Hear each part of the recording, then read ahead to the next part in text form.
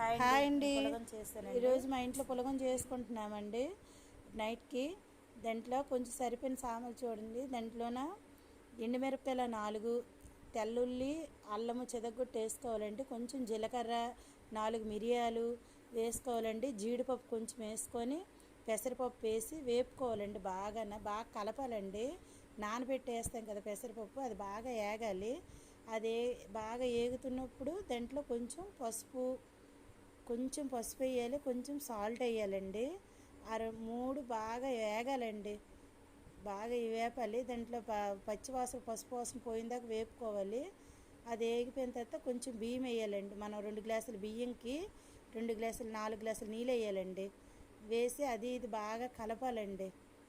బాగా కలుపుకున్న తర్వాత దానికి తగ్గట్టు నీళ్ళు వేయాలి. ఘాటు కొంచెం సాల్ట్ సరిపోయిందో లేదో చూసుకోవాలండి. మీకు కారం గట్టి సరిపోతే దాంట్లో కొంచెం మిరియాలు వేసుకోండి, ఘాటు సరిపోద్ది. దానికి తగ్గట్టు నీళ్ళు వేసి ఇది అడుగు నుంచి అడుగు పెట్టేస్తుందండి. బాగా చూసుకోవాలి. ఇది కలుపుకోవాలి. అరగంట సేపు అలా పెట్టేసి దానికి తగ్గట్టు నీళ్ళు వేయండి. 4 గ్లాసుల బియ్యంకి 4 గ్లాసులు నీళ్ళు వేయండి. వేసిన తర్వాత చూడండి బిర్యానీ చేశాను. దాంతోపాటు కచ్చంబరి కూడా చేశానండి.